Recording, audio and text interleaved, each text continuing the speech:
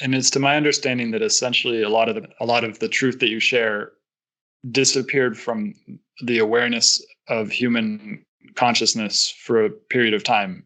There was a flourishing of truth and thought around like 500 BC, and then it all kind of disappeared. Most of it disappeared until 9 AD.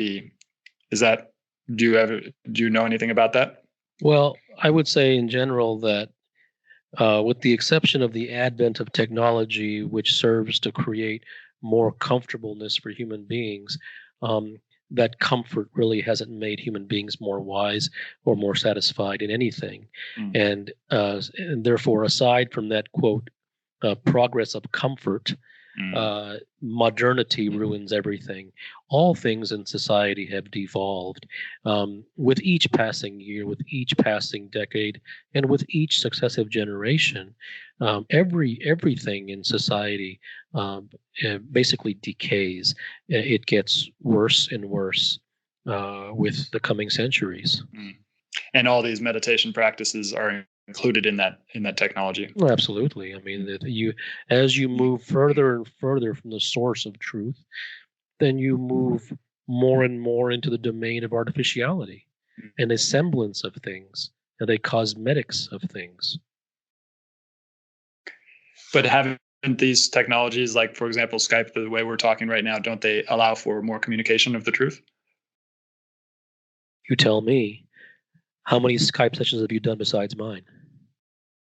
Well, I've only done two with you, but I've done a lot of Zoom recordings. Whatever the medium was, how much truth was discussed? Well, last time you talked about my teacher, and you had some ideas about him, but I would actually argue that his meditation, the which he calls non-meditation. So there was and we practiced via Zoom. So I would say that there has been a fair amount of truth developed, because only with working with him would it allow me to be open to what you're talking about. Well, what I challenge is not your instructor. What I challenge is your belief in practice. But to go back to that original point, us talking on Skype and then me publishing it on iTunes allows us to transmit what you're talking about to a much larger population. Well, it's true, but number one, how much of that population is really interested in wisdom and truth? Number one. Number two, if one is sensitive and has an affinity for a particular thing, then naturally he will look for the benefit of that thing and basically sing the tune of that benefit, right? And so so you're all, you're on you have a bias towards technology. So you enjoy it, you like it, whatever the word is, you prefer it. And because you do, then you will find the benefit and say, well, here's a benefit that society does. Same with those who support the idea of school and university. They will find the one benefit amidst all the rubble and say, well, here, what about this? So it isn't a matter of it's good or bad. Just understand, don't get lost in the minutia. Understand the essence of what I am saying. The essence of what I am saying is that technology, while it has increased our ability to communicate, most of what is communicated is nonsense and drivel. So it has increased the ability to communicate nonsense and drivel.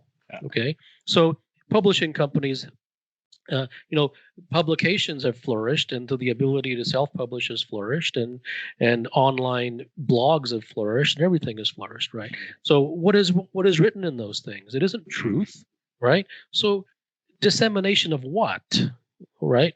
So if there was but one book written once every 20 years, and it was handwritten, and you could only buy it at one store in one city in the entire nation, but that book spoke the absolute truth, I would argue that would be a far greater boon to humanity than all of this technology and all of these blogs and all of these publications put together, combined.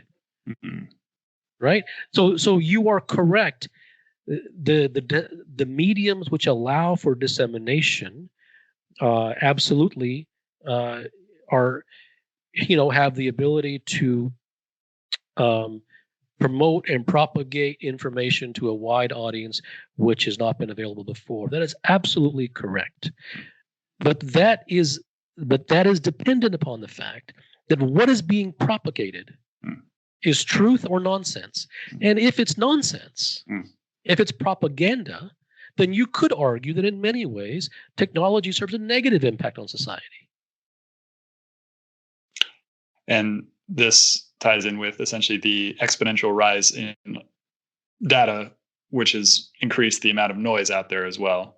That's right. So that signal has increased, but noise has That's right. vastly That's right. increased. That's right.